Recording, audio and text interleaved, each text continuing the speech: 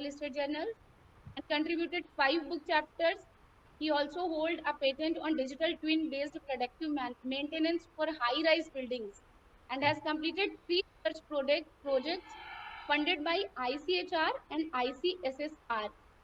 He has been actively involved in academic leadership as IQAC, SWAYAM, and NEP coordinator, AISHE nodal officer, and zonal secretary of the University Teachers Association.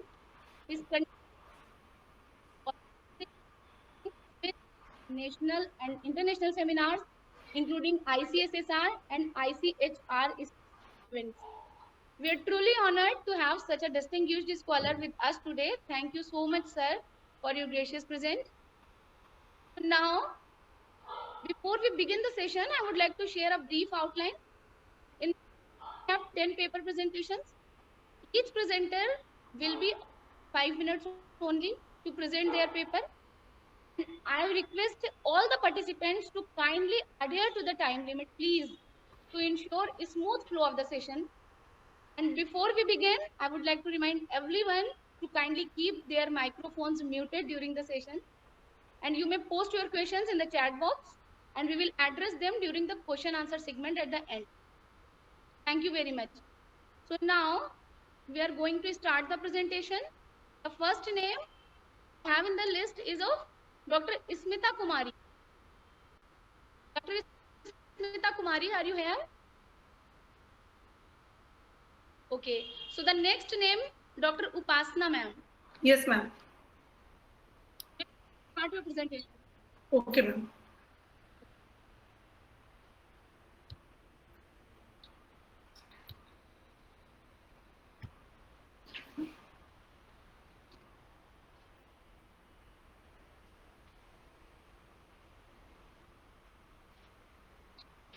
A very good afternoon. Ma'am, I am audible? Ma'am, I am audible? Yes, you are yes. audible. Please proceed. Thank you, sir. Screen is visible, you are audible properly. Yeah. A very good afternoon. I am Dr. Upasna, Assistant Professor, Mahila College, Dalmia Nagar, Rohtas. The topic of my presentation is the bidirectional relationship between food and mood. Today, we will explore the fascinating two-way connection between what we eat and how we feel. Food doesn't just affect physical health, it shapes our emotions, energy, as well as mental clarity. Similarly, our mood impacts the food choices we make. By understanding this dynamic, one can lead a happier and a healthier life. Now, let's begin by examining how food influences mood. Some nutrient-rich meals can boost energy, mental clarity, and emotional balance.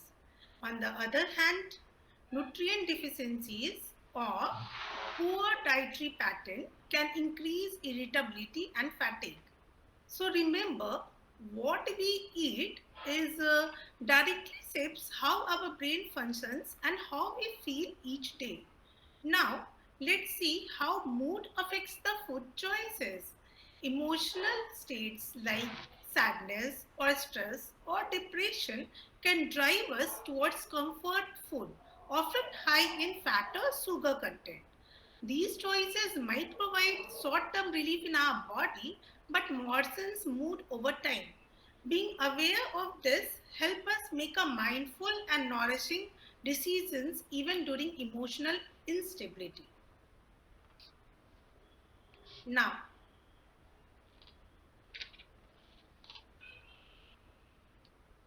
the gut-brain axis, that is the key of this relationship.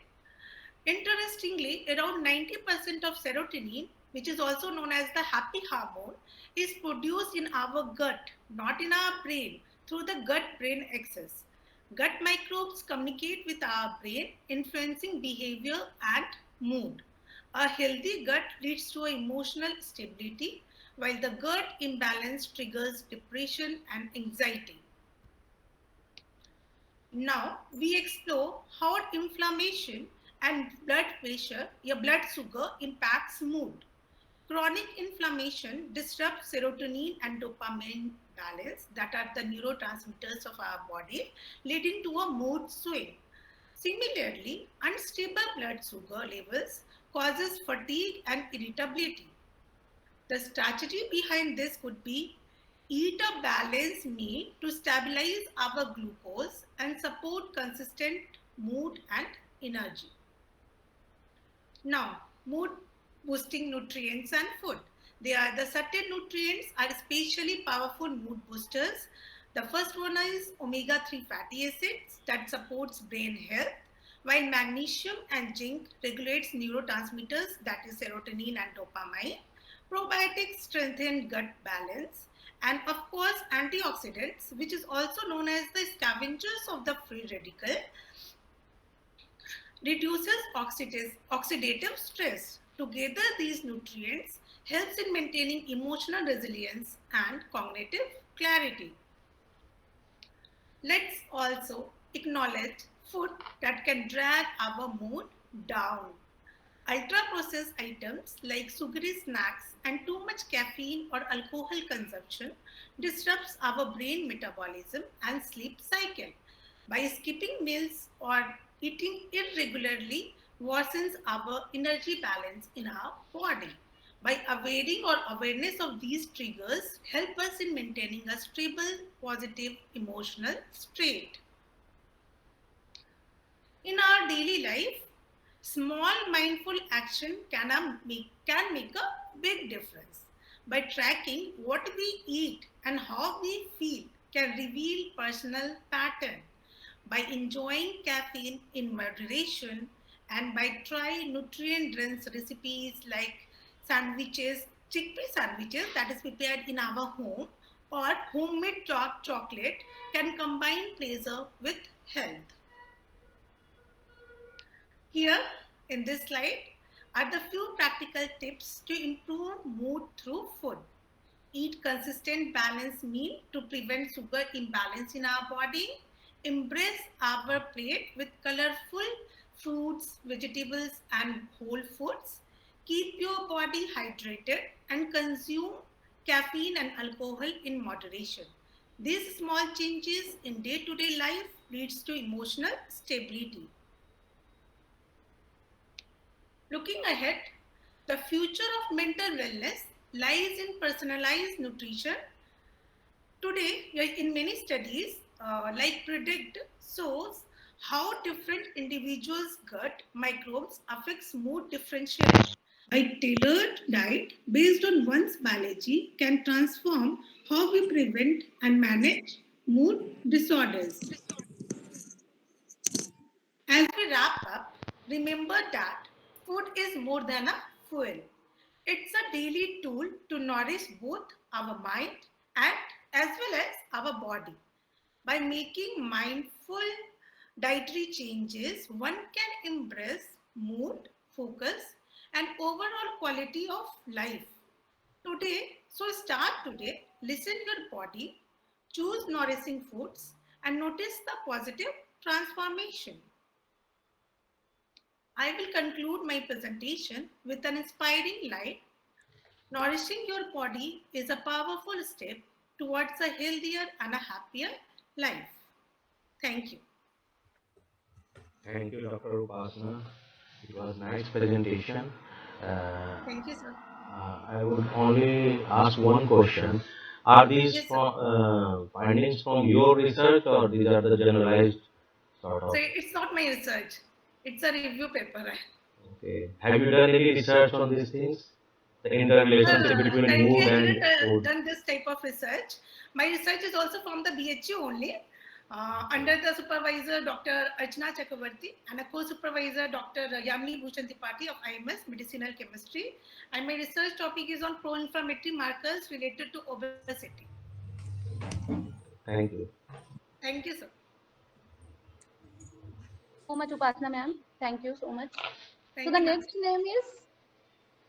name is Dr. Manas Manas. J, Dr. Department of Manas. Psychology, students. Manas sir, are you here? We can move to the next one, Dr. Priti Kumari. Yes. Dr. Dr. Preeti Preeti Kumari, Kumari, ma'am. she is not around. Uh, Madhuri Kumari, let us take up the papers of those who are present right now. Then we can give chances to the next participant. The next one is Richa Verma. Is she here? Then Dr. Anjana Srivastav.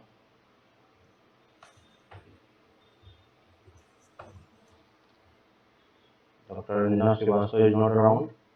Then we have from Commerce Research Scholar Menon Nongthombam. Menon Nongthombam. He is not around. Dr. Jyotima Pandey.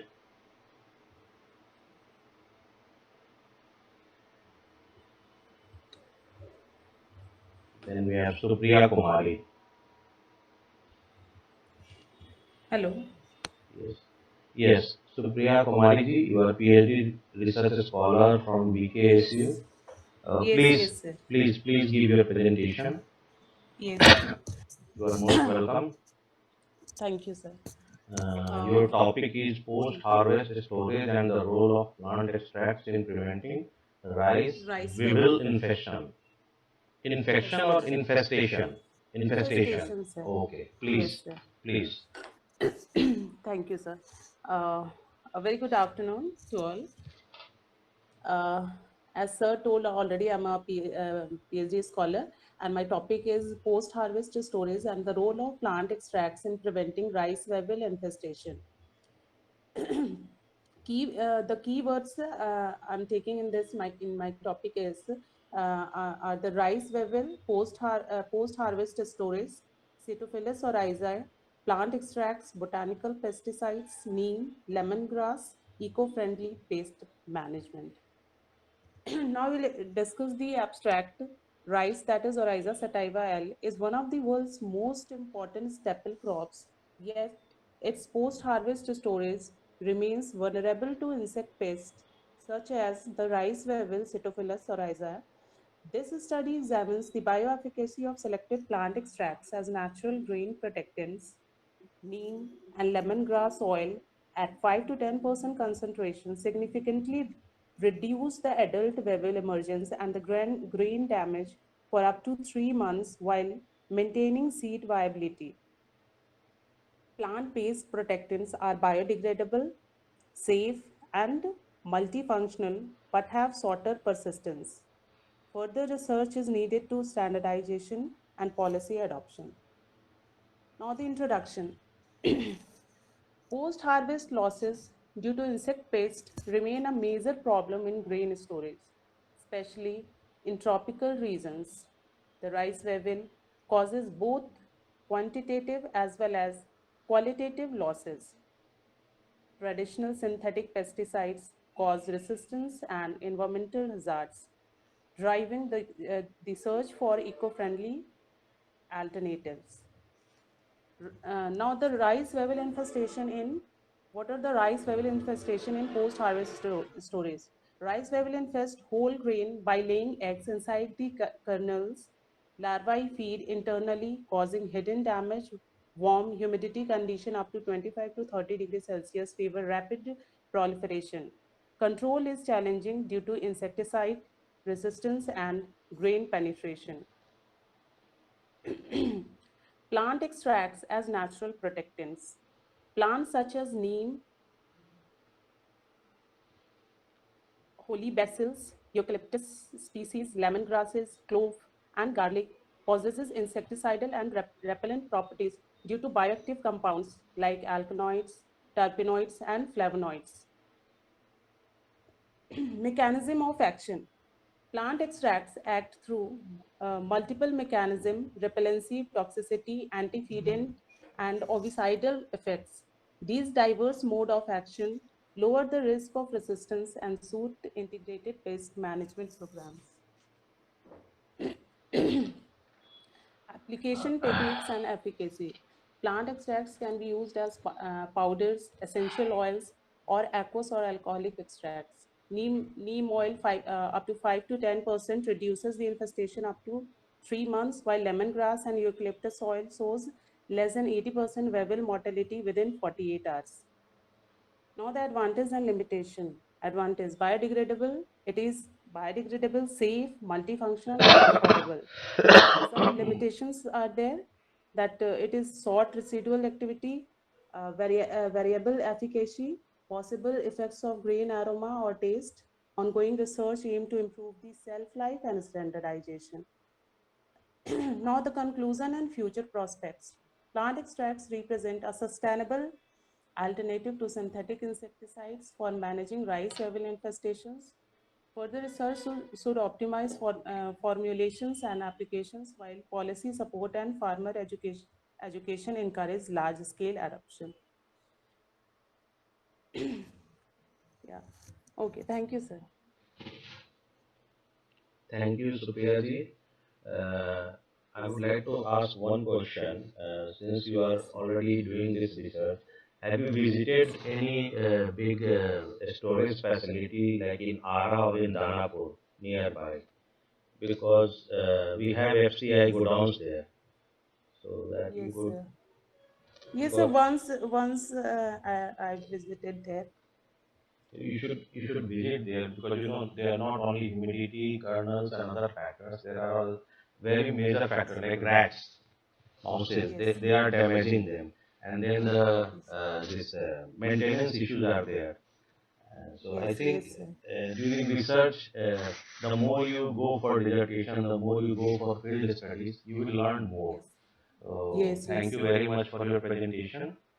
Yes, sir. Is there? As my topic is there in rice level, sir, so I'm discussing in this Oh, it's nice, detail. nice. Good presentation.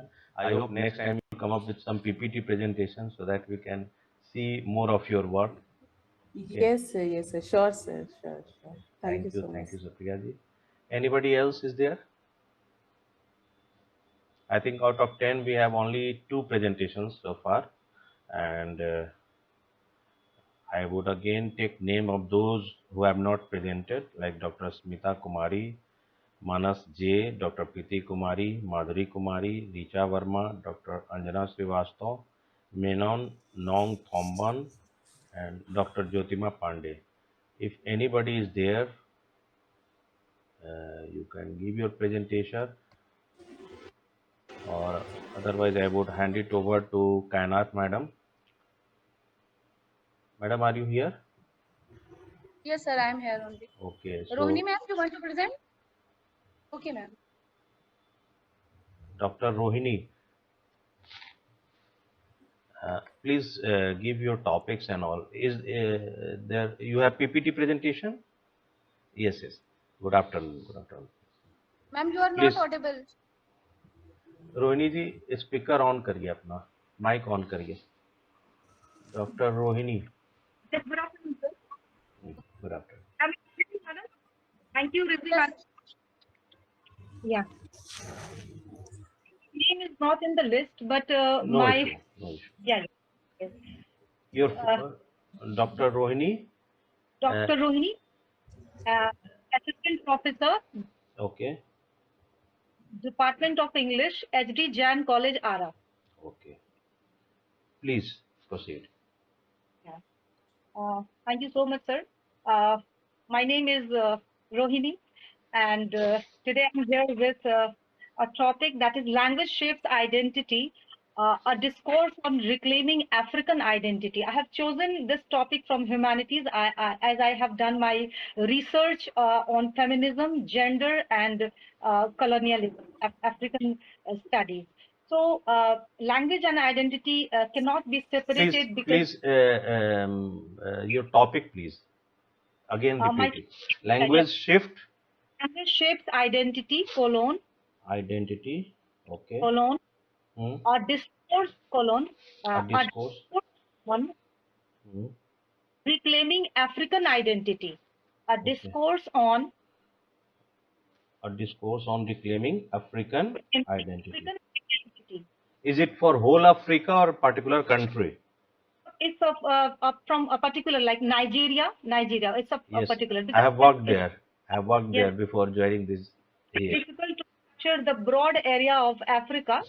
So I have selected a few texts, and through the text or writers, I will go through my paper. So it is particularly in Nigeria, no? Nigeria and some texts also. Like I have chosen, sir, The Grass is Singing from a novel by Doris Lessing, and a few quotes from Ngugi wa Thiong'o. So nice. I have worked in Yobe State University, Nigeria. Great, sir. Sir, I have also been invited for my paper presentation there, Oboku University, Nigeria itself.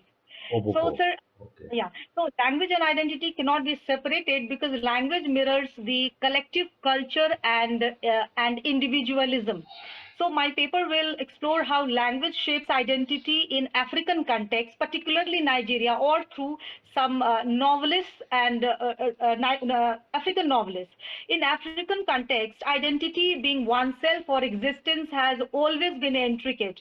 I'll take an example from Doris Lessing's text, The Grass is Singing, wherein we have two characters, Mary Turner, white, and the other is Moses, a black servant. So Mary Turner is the owner, and black servant Moses. So Mary Turner detests, she hates Moses, her servant, like anything. She hates, she beats, and she screams always at her servant. So ultimately, what happens throughout the novel, at the end of the novel, we see that the peak of the hatred goes like her servant kills uh, Mary Turner. Moses kills Mary Turner, and she never ever gave a chance to, speak or express his thoughts or feelings. And ultimately, Moses becomes frustrated due to his expressions or connecting with people, and he loses his identity. So my topic is all about language, how language shapes identity. So herein we see that if somebody is not able to express, or somebody is not able to share his or her thoughts, he will or she will ultimately lose their identity. So proceeding further, if we ever try to describe a feeling in our native language, it becomes more suitable, appropriate, or easy to share our thoughts, or it captures. That's the power of language. So African languages are not just a means of communication, rather it carries within itself culture, history, beliefs. So language is a major tool for expression and categorization.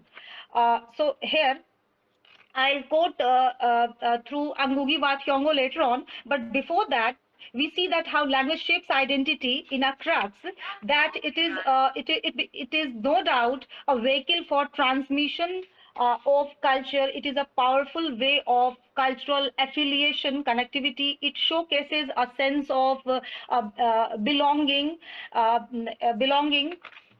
Language shapes how people relate to each other. And here, coming to Nigeria, it is a multilingual place where people are allowed to code switch or switch between their communication, so to express different aspects of their identity. So language is a major tool for operation as well as empowerment. Here I will try to differentiate that sometimes during the colonial reign, the British Empire or the imperialism, in the context of Samrajyavad, they tried to forcibly uh, stop to connect in native languages. They try to suppress to they try to suppress native languages, and ultimately imposing their language, so that people could not connect or live in a community, and that would make them weak. So during colonial reign, especially in Africa, indigenous languages were suppressed, and again that language became crucial for empowering communities. Ngugi wa Thiong'o argued that indigenous African languages are essential for decolonizing the mind and culture, as colonial languages were used to spiritually and culturally subjugate Africans. Thiongo rejected colonial language and re-embraced African languages for his literary expression and cultural connectivity. He not only wrote in his native Gikoyo, but also promoted a pan-African consciousness. So lastly, in African social structure, the African identity, which is a state of mind, has been established by adopting native language itself. That's all. Thank you. Thank you, sir. Thank you very much, Dr. Rohini ji. We would like to hear more from you. It was very nice presentation. Uh, Yes, now again, I would like to ask if anybody is left from that thank you. list or anybody else wants to give the presentation, because we still have time. So we can have more deliberations, or if nobody is around, then I would again request Kainat madam to I am here. guide us through the proceeding. What should we do now? Okay. So anyone is left here? Because if no one is left, then we will over the session. Okay. Ma'am, may I put my paper? Yes, come yes. ये Qamre Alam ji ji, Qamre Alam from please Patna Law College. जी Okay. you have PPT or is this only extempore? I have PPT, but my mobile not working to, and I'm unable to share the. Okay, so Kamre Alam ji, what is your designation, subject and the topic, please? Kamre Alam from Patna Law College, assistant professor. Assistant professor, Patna Law College. Okay. And my topic is patentability of AI generated inventions in India, intellectual property and policy. थोड़ा slow धीरे धीरे बोलिए, मैं लिख रहा हूँ जी, एक बार बोला जाए फिर से. Patentability of AI generated inventions in India. Okay, patentability of AI generation. AI generated inventions in India. Generated inventions in India. Colon. Intellectual property and policy perspective. Intellectual property and policy perspectives. Policy perspectives. This is the need of the hour. You know, आज के time में IPR और patents. So everybody should know, because awareness is very important. You know, this is also part of UGC and NAC mandatory practice, but you know, majority of the institutions, HEIs, are not following it.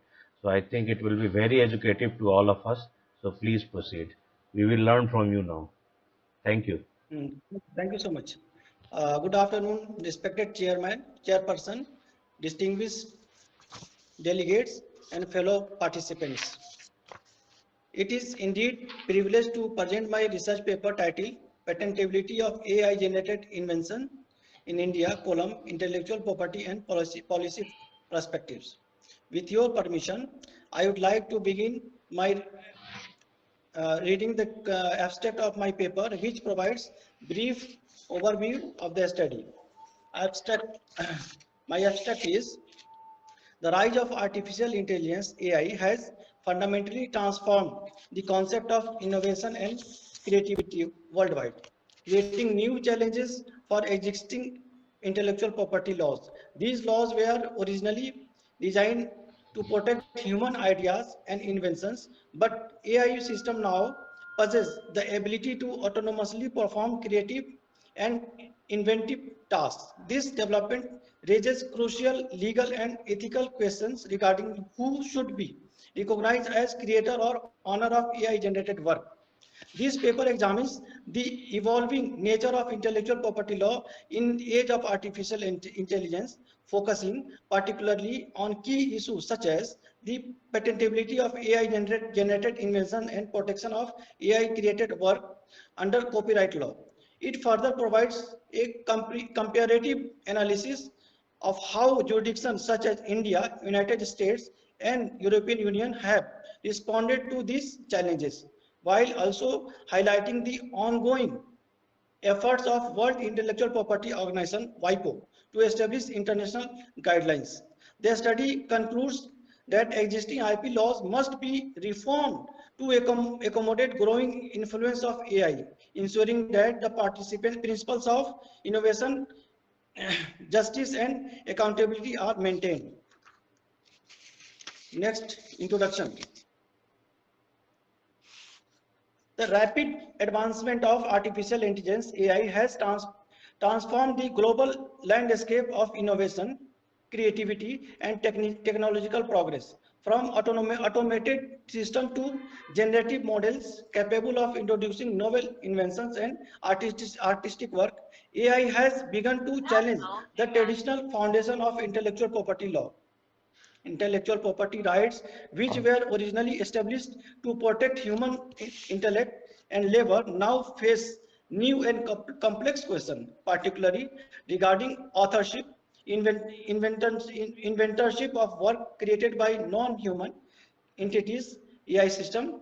Current national and international legal framework have not yet fully adopted to address these emerging realities. In this context, it is essential to reform IP laws to strike a balance between promoting innovation, protecting public interest, and ensuring ethical responsibility. Research gap. Despite growing global discourse on artificial intelligence and intellectual property law, there remains a significant gap in understanding how existing human-centric IP framework can practically and ethically adapt to the emergence of autonomous AI-generated inventions and creative works.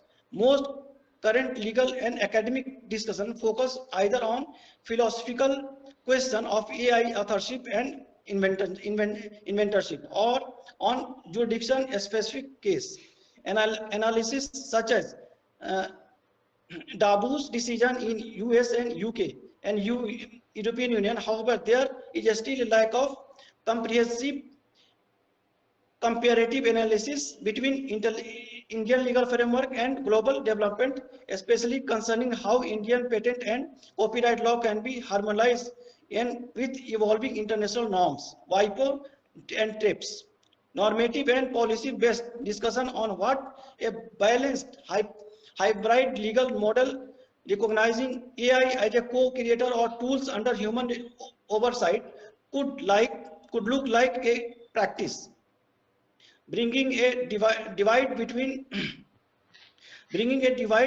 full exclusion and legal personhood of AI, empirical and jurisdictional exploration of accountability and ownership.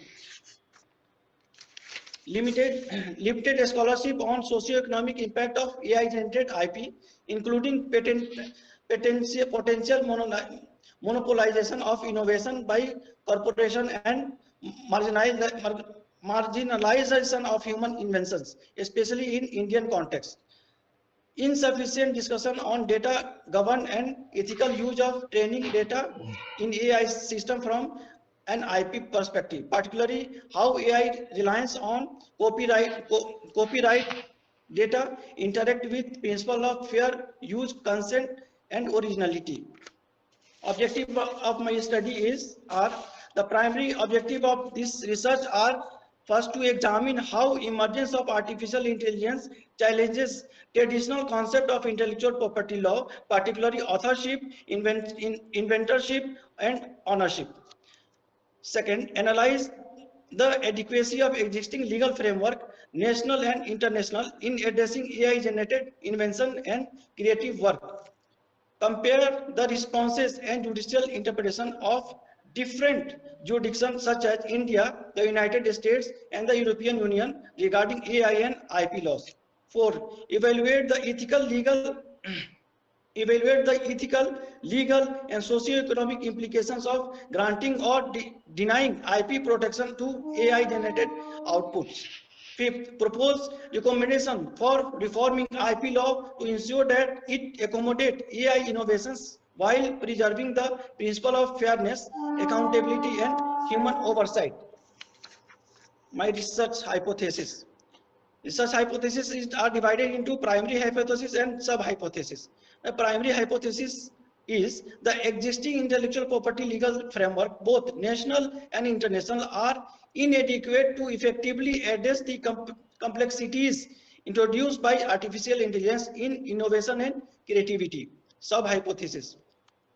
A. Recognition of AI-generated work under existing IP laws is hindered due to the absence of legal personality of AI system. B. Hybrid or co-creation model recognizes both human and AI contributions, offers a viable path forward. C. International harmonization through WIPO and WTO frameworks can help ensure consistency and fairness in global IP governance in the AI era. Research methodology. This research adopts a doctrinal and comparative legal methodology supported by analytical and policy perspectives. A. Nature of the study. The study is qualitative and exploratory, aimed at examining the legal dimensions, case laws, and policy developments concerning artificial intelligence and intellectual property law. Source of data. Primary source statute like Patent Act, Copyright Act, European Patent Conventions, TRIPS Agreement. Case laws such as Thaler versus Comptroller General of Patent and Jaira of Down. The official reports from WIPO, WTO, and national IP offices. Secondary sources: scholarly books, journals articles, research papers, policy documents, and credible online database. C. Research, design, and analysis. The study employs comparative analysis of legal frameworks and judicial interpretations across jurisdictions. Doctrinal review of existing IP laws, treaties, and international conventions. Analytical approach, assessing the ethical and sociological implications of AI integration in IP regime. Normative methodology, to propose legal reforms and policy recommendations based on principle of justice, innovation, and accountability. A scope of the study. Next. The study focused on AI-generated work and inventions, excluding general AI application unrelated to creativity or innovations. Next, it emphasizes patent and copyright law, which limited reference to the trademark and trade secrets. The jurisdiction covered includes India, United States, and European Union, along with perspective from international organizations such as WIPO and WTO. Limitations of the study. The research is primarily doctrinal, relying on secondary data and legal interpretation rather than empirical or field-based research. AI and IP laws is rapidly evolving field. Therefore, certain developments or judicial decisions may emerge after completion of this study.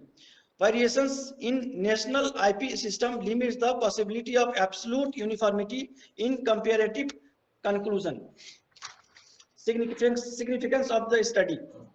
This study holds significant academic, legal, and policy value as it bridges the gap between technological and law, contributing to contemporary disclosure on AI governance, provides us comparative legal perspective useful for scholars, policy makers, and practitioners in the field of IP laws, offers recommendation for reform, helping shape future legislation and international cooperation in managing AI-generated intellectual property, reinforces the importance of ethical and human-centered approaches in regulating technological innovations. Next, conceptual framework. Conceptual framework include nature of artificial intelligence. Artificial intelligence refers to the ability of machine or computer system to perform functions traditionally requiring human intelligence such as learning, reasoning, decision making, and creativity. Modern AI systems autonomously analyze data, make decisions, and produce creative outcomes. This self-learning and autonomous nature increasingly blurs the line between human and machine creativity, posing significant challenge to human-centric legal framework. Next, overview of intellectual property rights, IPR. Intellectual property rights are legal mechanism designed to protect creation of human mind, including inventions, literacy, and artistic work, design, symbols, and commercial innovations. The main categories includes patent, that is protect novel and useful inventions; copyright, that protects literary, artistic, and creative work; trademark, that protect distinctive marks, symbol, and brand identities; industrial designs and trade secrets, protecting aesthetic innovations and confidential business information. Traditionally, these rights were granted only to individuals or legal entities represented by humans, as it was assumed that creativity and innovations stemmed solely from human thought.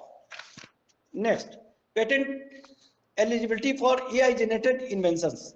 Traditionally, patent law presumes that innovator is the natural person. However, as AI systems become increasingly capable of autonomously creating new inventions, this definition has become increasingly vague. In landmark Davos case, an AI system was named the inventor of certain innovations, but patent offices in United States, European Union, and India rejected these claims, citing AI lacks the legal personality and moral agency. If AI cannot be legally recognized as inventor, who own the resulting patent? The programmer, the user, or organization employing it. This ambiguity extends to issues of accountability, enforcement, and the distribution of economic benefits.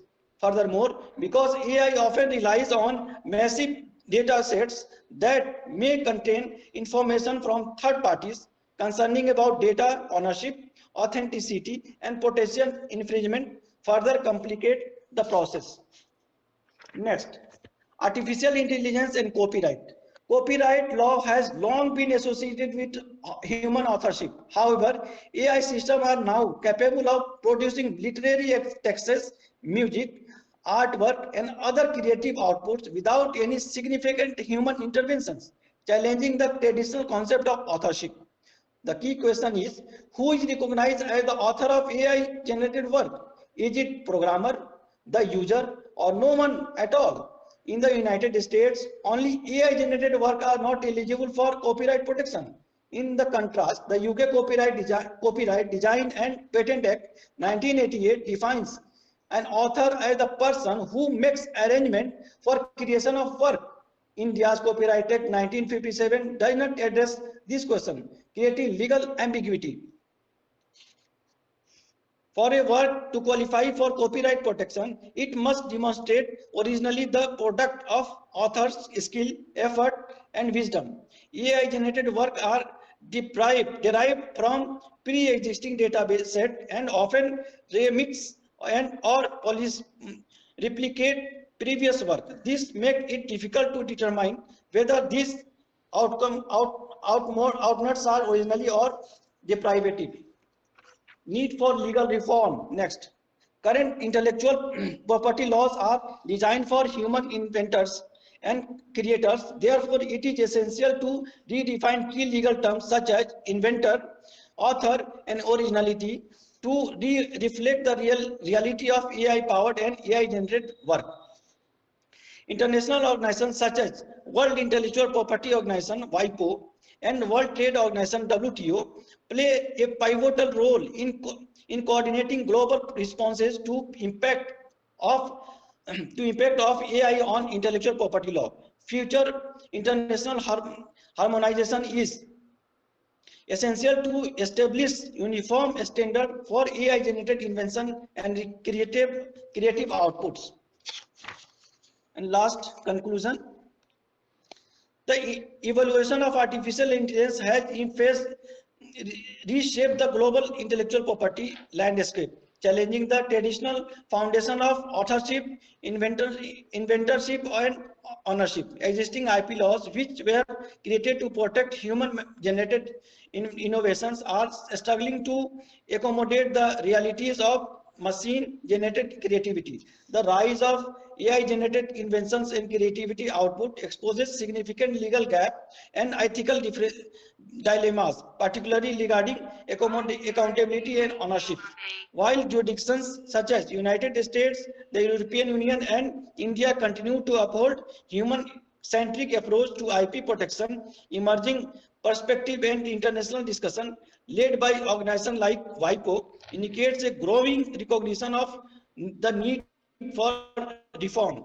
AI should neither be completely excluded from IP frameworks nor be granted fully legal personality. Instead, law must evolve a balanced human oversight, innovations, incentive, and social benefits. Suggestions and recommendations.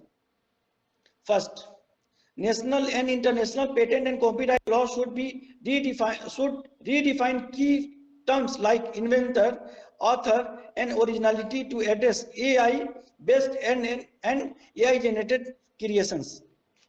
Government and IP offices should develop clear guidelines for treatment of AI generated invention, particularly on disclosure, inventorship, and ownership rights.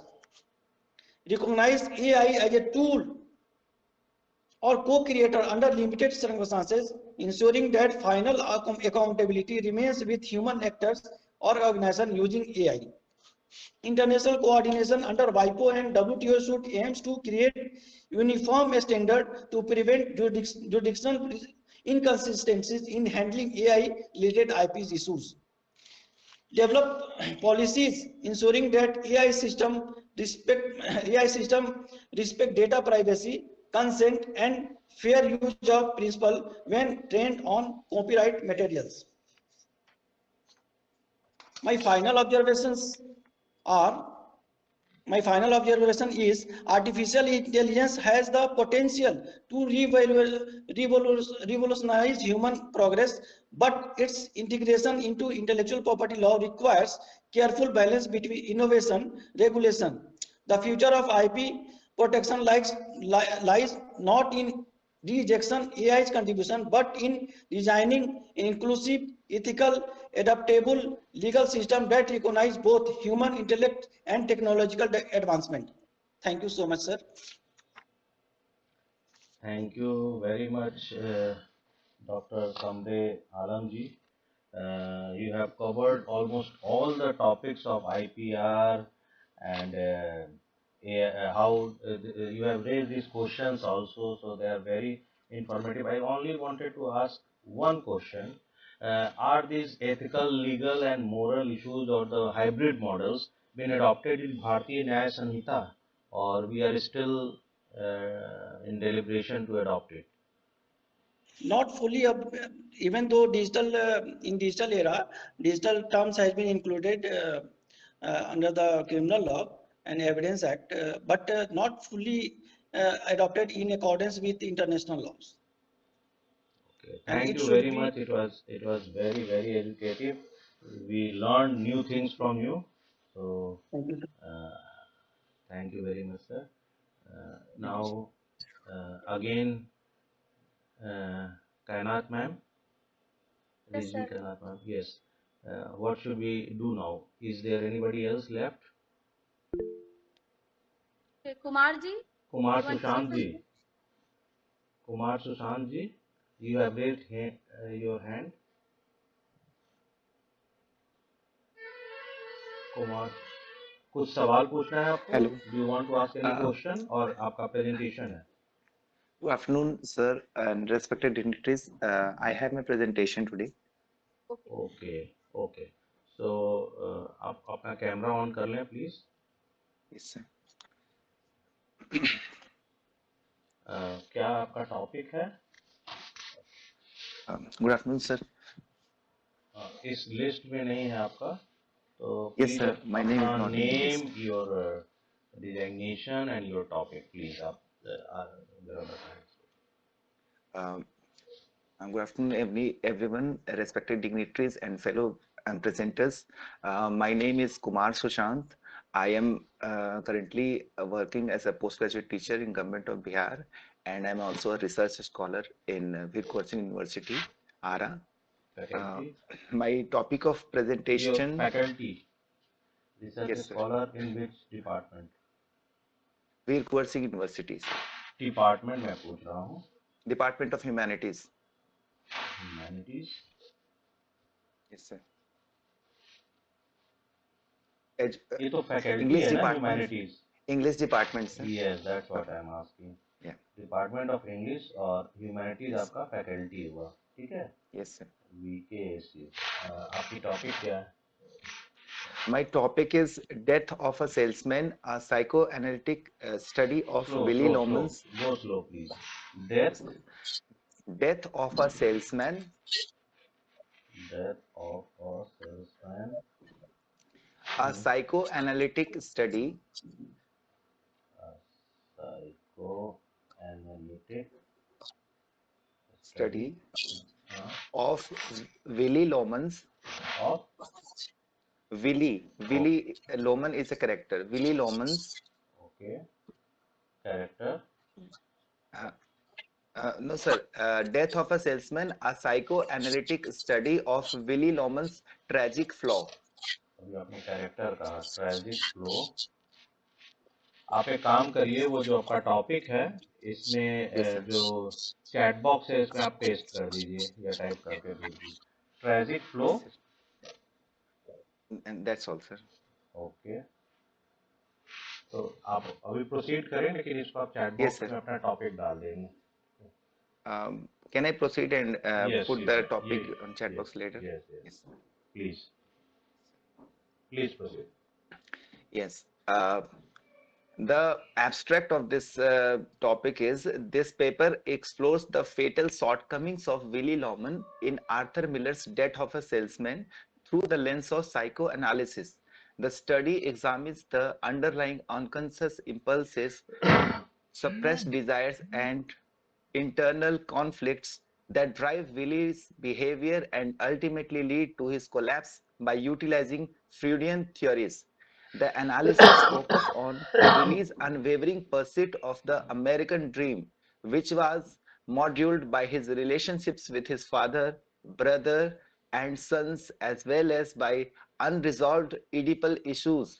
Examined are the relationships between id, ego, and superego, as well as his dependence on defense strategies, such projection and denial.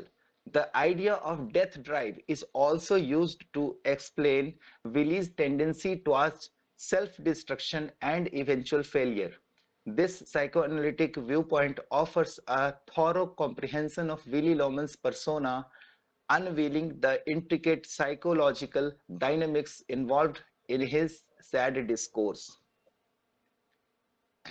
Introduction. This drama, which is set in the late 1940s, to be precise, published in 1949 in New York and Boston, tells the story of Willy Loman's, a traveling salesman in his 60s, and to be precise, he was 63 years of age, who, despite his best efforts, never managed to experience the typical American dream that we all know about, or the harsh realities of the business world, and was constantly daydreaming about an unfeasible future for his two children, Happy and Biff.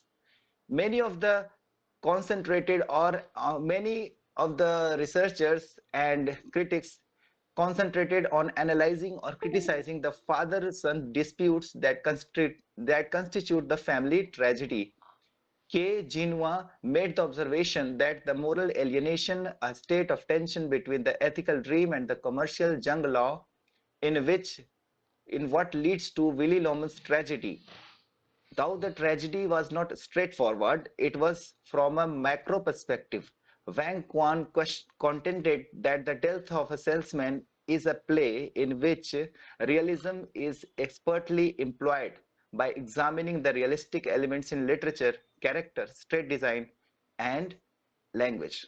It did not concentrate on the protagonist's demise, instead analyzing the realism, linguistic devices, and state design. Consequently, this paper goes on to examine more specific causes. We believe that Willy Loman's death was not only a personal tragedy, but also a family tragedy and a communal catastrophe.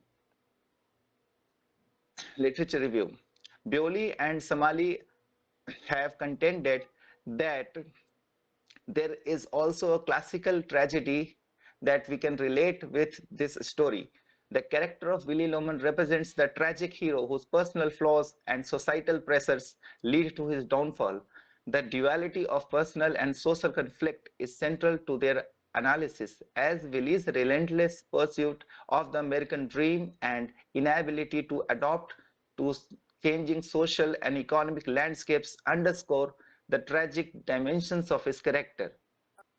Bewley and Somali argue that Miller's play transcends the individual to comment on systematic laws and flaws in American society, positioning it as a critical text for understanding the intersection of personal ambition and societal expectation.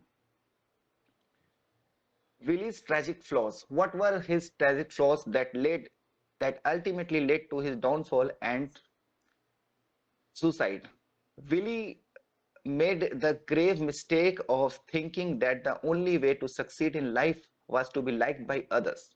He thought that if a person is popular and endowed with personal charm, they can become materially wealthy.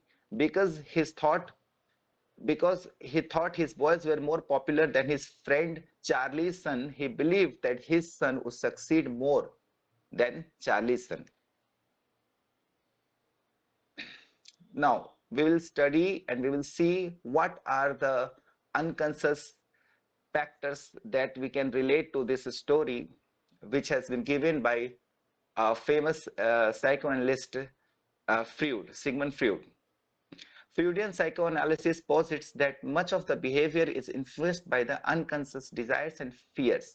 Willy Loman's tragic flaw can be seen in his relentless pursuit of the American dream, which is driven by unconscious desire for validation, success, and approval.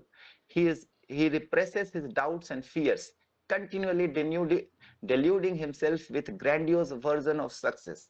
This repression leads to significant psychological strain as Willy is unable to reconcile with his self-perception of reality. The Oedipal complex and parental influence. Willy's relationship with his father and brother, as well as his role as a father, can be analyzed through the Oedipal complex. Now, what is Oedipal complex? Oedipal complex is the the awkward association of son with his father, or of a son with his mother, or a daughter with his father. Willy's relationship with his father and brother can be analyzed through the Oedipal complex, as Willy's father abandoned the family when Willy was young, leading to feeling of abandonment and inadequacy. His brother Ben, who represents success and adventure, becomes a father figure that Willy looks up to and envies also. Willy's desire to be well liked and successful can be seen as an attempt to win the approval of these two father figures. In his role as a father, Willy projects his aspirations onto his sons, particularly Biff, who was an, a very talented athlete, but he couldn't succeed, much to the cause of his own father. This projection is a form of vicarious fulfillment of his own dreams. Willy's insistence on Billy Biff's success, despite Biff's own personal desires and potential, creates significant tension in the and ultimately contributes to the family's dysfunction. Ego, superego, and id dynamics. Freud's structural model of the psyche, comprising id, ego, and superego, can elucidate Willy's internal conflicts. The id represents his base desires for success and recognition, which drives his ambitions. The superego, influenced by the societal expectations and his father's abandonment, imposes harsh judgments and unrealistic standards on Willie. The ego, attempting to mediate between these two forces, is overwhelmed by the conflict, leading to Willie's erratic behavior and eventual breakdown. Defense mechanism. Willie employs various defense mechanisms to cope up with his insecurities and failures. Denial is a prominent mechanism. Willie denies the reality of his situation, clinging to the illusions of grandeur. He also uses projection, attributing his own feelings of inadequacy to external factors or other people, particularly Biff. These mechanisms prevent Willie from addressing his issues directly, exacerbating his psychological dis- distress.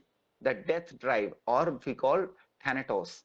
Freud's concept of death drive or thanatos can also be applied to Willis Lohmann's tragic flaw. The death drive encompasses self-destructive behaviors and an unconsidered desire to return to an inorganic state. Willis' suicidal tendencies and ultimately suicide can be seen as a manifestation of this drive, representing his unconscious desire to escape the unbearable pressures and failures of his life. Willy Loman's tragic flaw, viewed as through psychoanalytic lens, is multifaceted. His unconscious desires for approval and success, unresolved Oedipal conflicts, internal ego-superego struggles, reliance on defense mechanisms, and the influence of death drive all contribute to his downfall. Willy's inability to confront and reconcile these internal conflicts lead to his tragic end, making Death of a Salesman a profound exploration of human psyche and the devastating effects of unattainable ideals. Conclusion. This play helps Miller reach the peak of his writing career. He put a lot of effort into writing this novel, combining social awareness with profound insights into the weaknesses of his characters' personal lives.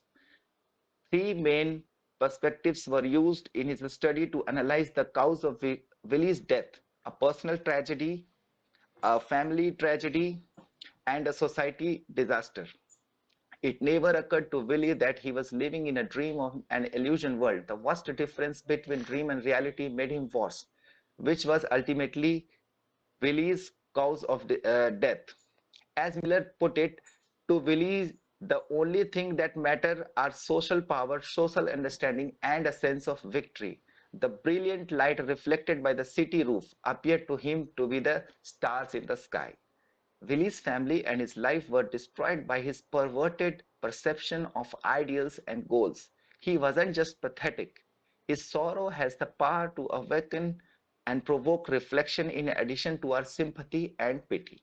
Living in a modern world where competition is escalated and everyone is in the rat race for money and materials, it is best for everyone to be aware of who they are, to keep up with how quickly society is changing, to pursue what they truly need, and to dedicate themselves to their goals rather than becoming confused by what is perceived as success of the American dream. Thank you.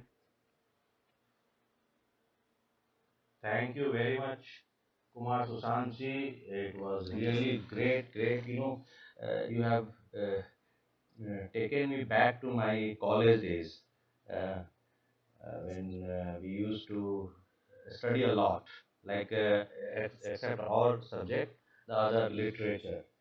So it was so nice, and you have given this real picture of how this death of the salesman, where he lives a life of illusion and destruction of self-ego based on the goals, the reality, where it's very important to live a realistic life. But in order to go for this rat race and the American dream that is now fallen, thanks to the but it is not fallen now. Even the new generation is also falling trapped under this thing. So it was very, very nice. Thank you very much. Yes, sir. Initially, So, sir, the American dream, the concept of the American dream when America got independence, it was very nice. The main concept was we can achieve success by hard work, no matter what our backgrounds are. But later on, the people misinterpreted and misunderstood and misconstrued this concept and equating American dream only with materialistic success, which was very wrong and catastrophic. so now when and you took this to the concept of Thanatos, the ancient Greek concept of peaceful death. So Yes, sir. very thankful to you. It was very nice, and I wish you best of luck for your future. अच्छा लिखते Thank you so रहें much, sir. और you keep sharing with us. Okay, thank you very much. Thank you so much. My pleasure, sir. Thank you, everyone. Anybody else is left there? I'm seeing Richa Verma Sir, ji. Uh, yes, sir. you are late. I Sir, have. actually, I was in a meeting and I informed the admin over here Okay. that at So 12 o'clock we had a Diwali celebration with sister, our okay. principal. Okay. So you can So, shall proceed. we start, sir? Yes, ma'am. Do you have PPT or? I have my PPT. Yes, Okay. I'm just going Kumari to share Sangeeta it. जी, आप please अपना phone mute कर लें. कुमारी Sangeeta. Yes. Yes, madam. Please share. Yes, sure. Just give me a second, sir.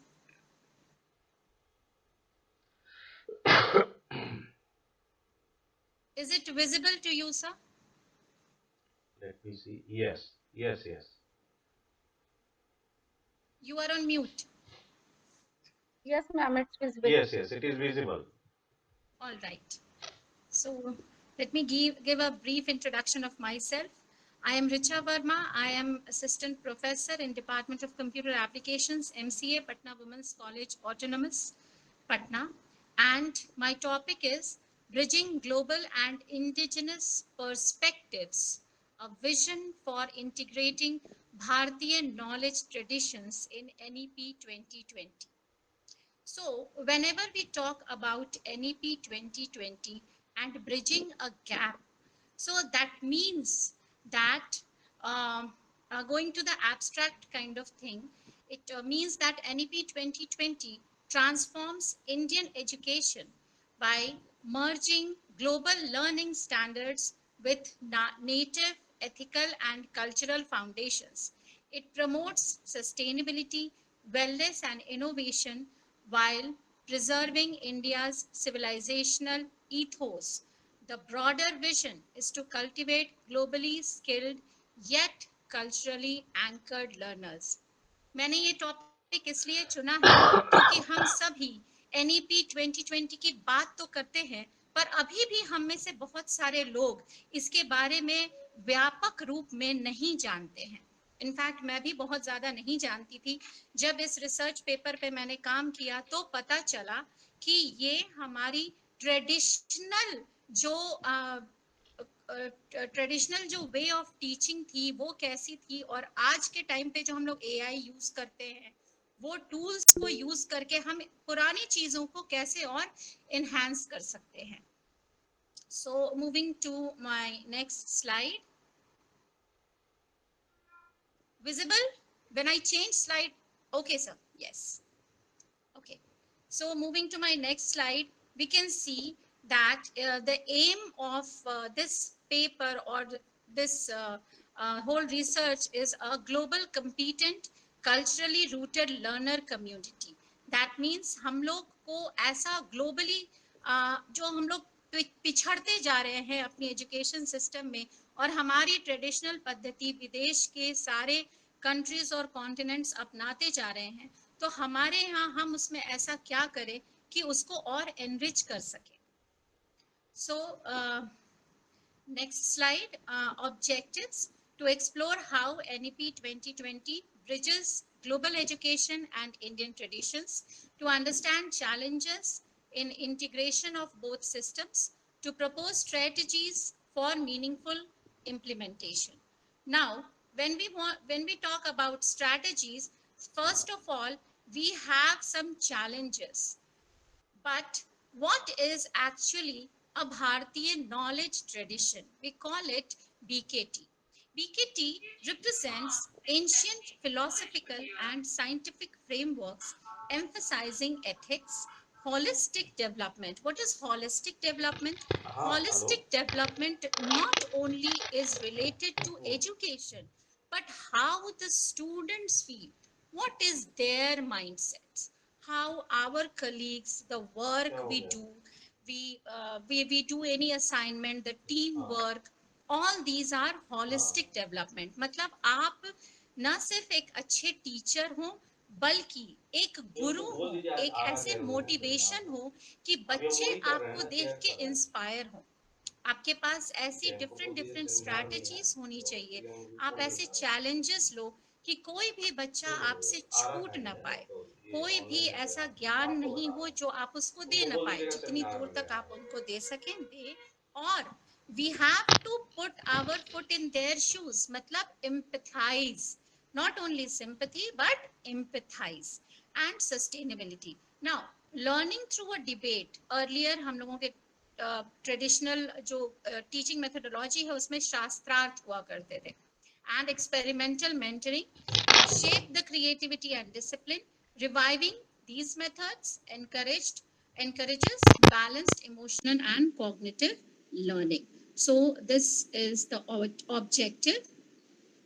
Now, if we move to the introduction part, India's continuous knowledge legacy. What were our knowledge legacy? It were Vedas, Upanishads, Ayurveda, Arthashastra, Panini, and more. अब अगर हम लोग बच्चों के perspective से बात करें तो हमारे यहाँ पे हितोपदेश, पंचतंत्र, अमर चित्रकथा, इस तरह की बहुत सारी कहानियों का संग्रह हुआ करता था जो नेचर को लेके, एनिमल्स को लेके, और जो हमारे पराक्रमी राजा रानियां हुआ करते थे उनके बारे में बताकर लोगों को मोटिवेट करना और मेंटली उनको स्ट्रॉन्ग करना. So education traditionally emphasized holism, inquiry and ethics, not rote. ऐसे ही सिर्फ पढ़ा के आगे बढ़ने वाली चीजें नहीं हुआ करती थी. Colonial education marginalized indigenous knowledge. So NEP 2020 aims to restore it within modern context, emphasizes global skills and local grounding and synthesis of tradition and technology. So this we have discussed, Bharatiya knowledge tradition. So I'll move ahead. Global relevance. When we talk about global relevance, that means modern education system worldwide increasingly prioritize interdisciplinary, ethical and sustainable approaches. What is interdisciplinary and why should we prioritize it? Interdisciplinary focuses on how we approach to different communities, means the different types of, there are different departments in the in colleges or university, and most of all the teaching methodology that we use nowadays is primarily focused on English, right? So we must approach to students in their regional languages also, so that they can get ample of knowledge about the subject in their own way. Like अभी भी हम लोग जब पढ़ते हैं तो बहुत सारे लोग ऐसे होते हैं जो हम लोग टेबल्स पढ़ते हैं, 2 1 2 2 2 4 एंड थिंग्स लाइक दैट, तो वो इंग्लिश में उस तरह से याद नहीं होते हैं जैसे हिंदी में याद होते हैं. तो मुझे अभी भी हिंदी में कुछ कुछ टेबल्स याद हैं जो अगर फट से अगर कोई मुझसे पूछता है तो मैं बता सकती हूँ, लेकिन अब 17 का टेबल 17 नाइन्स आ तो मुझे वो पूरा 9 टाइम्स पढ़ना पड़ता है. सो इस तरह की जो हमारी चीजें हैं उसको हम लोग थोड़ा सा चेंज कर सकते हैं. सो NEP 2020 offers India an opportunity to lead in developing globally adaptive yet culturally resistant pedagogical models, and it highlights India's potential to offer unique educational models for global learning system. Now, this is a literature survey, and I have briefed in with a table. I have gone through few research papers in which I have almost viewed 5 to 6, like A. Kumar, He proposed an enhanced hybrid deep learning approach for bonnet attack detection in IoT environments. And these are the brief of how the technological concept were given and the educational things were given in all these papers. So we can see that fusion of modern and local data set, and it combines global pedagogy with Indian philosophy. This was a kind of hybrid learning, Mr. A. Kumar. And another paper I went through was M. Al-Shehri. So he introduced Skip Gate Net. It is a lightweight CNN LSTM, convolutional neural network, and hybrid model designed for bonnet detection with special focus on computational efficiency. And likewise. So this was my literature survey. So we have, I have seen that there were 8 kind of key challenges. So I'll just brief them out. The first one is curriculum integration complexity. That means hard to imbibe ancient knowledge. Ancient knowledge जिसमें वैदिक Ayurveda Indian logic आते हैं, उनको modern syllabus में introduce करना थोड़ा difficult हो जा रहा है, क्योंकि हमारे देश में ही अलग अलग बोर्ड्स हैं, अलग अलग स्टेट के स्टेट बोर्ड्स हैं. इसके अलावा इंटरनेशनल बोर्ड है, आईसीएसई बोर्ड है, सीबीएसई बोर्ड है, एंड वी सी कि किस तरह से एक ड्रास्टिक चेंज आ रहा है हमारे एजुकेशन सिस्टम में.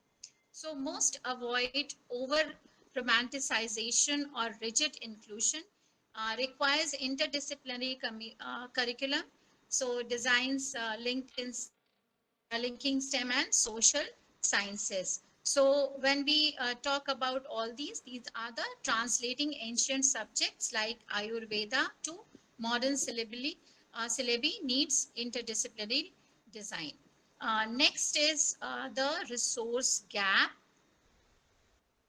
lack of standardized resources, as we say, and this focuses on actually authentic, translated, and digital ready-made materials, and these are very scarce. That means these are very less. So most traditional text lack updated translations. अभी हम लोग अभी कल परसों के news में था कि अब जितनी भी पुरानी हमारी टेक्स्ट है, जो नॉलेज है, जो बची कुची पांडुलिपियां हैं, उनको डिजिटाइज्ड किया जा रहा है और अब उनको भी डिजिटल वे में हम लोग पढ़ सकते हैं म्यूजियम्स वगैरह में जाकर.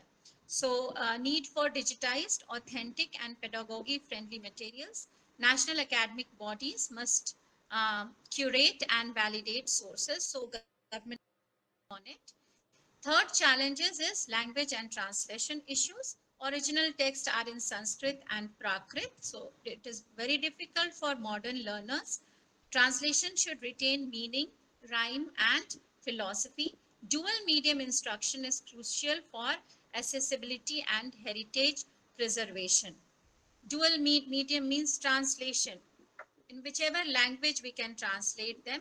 Perception and acceptance. Traditional knowledge often viewed as unscientific or outdated, needed to showcase empirical relevance like Ayurveda to life sciences, yoga to neuroscience. We have seen that how people are transferring the medical thing to Ayurveda, and how neuroscience is taking help of yoga. I will give you a short example. Like बचपन में हमारे मतलब मैंने तो state board में नहीं पढ़ी, पर मेरे पापा मेरे दादाजी बताते थे कि जब हम लोग कोई होमवर्क या क्लास वर्क नहीं करते थे तो टीचर हमें मुर्गा बना देते थे. तो जो मुर्गा बनाने का जो पोज है, जिस तरह से वो बच्चों को बिठा के पनिशमेंट देते थे, उसकी वजह से ब्रेन में फ्रेश ब्लड फ्लो करता था. उसकी वजह से वो जिस पोस्चर में बच्चे बैठते थे, उनके पेट पे भी दबाव पड़ता था. मतलब वो एक अच्छे से डाइजेशन के प्रक्रिया से भी गुजरते थे और ब्रेन में फ्रेश ब्लड जाने के कारण उनकी याददाश्त भी बनी रहती थी. तो हम लोग देखते हैं कि लोग शीर्षासन वगैरह करते हैं ताकि ब्रेन में हमारे फ्रेश ब्लड जाए, क्योंकि हम लोग हमेशा खड़े रहते हैं तो ब्लड प्रॉपरली ब्रेन में फ्रेश नहीं फ्लो करता है। इसीलिए लोग बोलते हैं थोड़ा मेडिटेशन करना चाहिए, थोड़ा योगा करना चाहिए। और आज के टाइम पे इवन इलॉन मस्क भी न्यूरल लिंक्स के थ्रू जो ऑटिज्म की बीमारियों को ठीक करने की एक टेक्निक लेके आए हैं, तो उसमें भी वो मुर्गा बनने का जो पोस्चर है उसमें ऑटिज्म के बच्चों को बिठाकर वो उसकी एक्सरसाइज करवाते हैं doctors. So next is use evidence-based pedagogy to revive Indian systems. Fifth challenge is faculty training and expertise. आज के भी टाइम पे हमारे यहाँ फैकल्टीज को प्रॉपर ट्रेनिंग नहीं मिलती है, नए नए टेक्निक्स वो सीख नहीं पाते हैं। जैसे अभी भी बहुत सारे लोगों को ऑनलाइन जुड़ने में परेशानी होती है, हेल्प लेनी पड़ती है, तो फिर tough for the time being क्या होता है सर कि हम लोग अच्छा ठीक है अभी तक के लिए सीख लिए, बाद में देखा जाएगा, इस तरह की चीजें होने लगती है। So very few teachers bridge both traditional disciplines and modern pedagogy. It requires special training, exchange program and workshop. जैसे अभी ये सब कॉन्फ्रेंस है, इन सब में पार्टिसिपेट करने से बहुत कुछ सीखने को मिलता है, डिफरेंट टाइप्स के लोगों से मिलने को मिलता है, कॉलेजेस कैसे फंक्शन कर रहे हैं, कौन कौन सी टेक्निक्स वो यूज कर रहे हैं, किस तरह की पेडागोगी यूज कर रहे हैं, ये सब भी सीखने को मिलता है। सो एनकरेज फैकल्टी टू को design syllabus with scholars of Sanskrit, philosophy and modern sciences. इसमें मैं आपको एक उदाहरण दूंगी MIT मुजफ्फरपुर का। वो इंजीनियरिंग कॉलेज ने संस्कृत के कोर्स को लॉन्च किया है एंड उसका मेन मोटो है कि how technology is related to Sanskrit and how Sanskrit is a form of modern technical knowledge. So ये बहुत अच्छा पहल है MIT मुजफ्फरपुर का। Challenge 6, balancing global and indigenous content. Avoid one dominating over the other, blending digital literacy and critical thinking with value-based understanding. Create hybrid programs like AI ethics rooted in Indian philosophy. Seventh है assessment and accreditation models. Current system test memorization rather than value intelligence and holistic learning. हम लोग सिर्फ बच्चों को बोलते हैं you मक up these things, इसको रट जाओ, और हम लोग सिलेबस सेंट्रिक स्टडी करवाते हैं, जबकि उस सिलेबस सेंट्रिक के थ्रू हम लोगों को उनको प्रैक्टिकल और रियल लाइफ एग्जाम्पल भी देना चाहिए, उनको इंडस्ट्रियल विजिट पे भेजना चाहिए, उनको जो दूसरे डिपार्टमेंट है वो भी इस तरह का इंडस्ट्रियल या फिर कुछ और प्रोजेक्ट पे या कहीं और उनका ओरिएंटेशन प्रोग्राम रख सकते हैं। Oral project based and reflective assessments can capture indigenous learning outcomes better. Use rubrics linked to creativity, ethics and comprehension. Challenge number 8 is policy and implementation. NEP structure strong but execution inconsistent, क्योंकि अभी भी बहुत सारे schools colleges में इसके बारे में बताया नहीं जा रहा है या लोग जानते नहीं हैं। इनफैक्ट मैं तो ये सजेस्ट करूंगी कि हर एक कॉलेज, यूनिवर्सिटी और स्कूल में इसका एक छोटा सा सेंटर होना चाहिए जहां उसके एक्सपर्टीज बैठे और वो चेक करें कि हमारा ये स्कूल, कॉलेज या यूनिवर्सिटी जो भी है वो फॉलो कर रहा है कि नहीं, एनईपी वो कहाँ लैग बिहाइंड कर रहे हैं, उनको किस तरह की ट्रेनिंग की जरूरत है। So these are the challenges, these are 8 challenges with 8 strategies.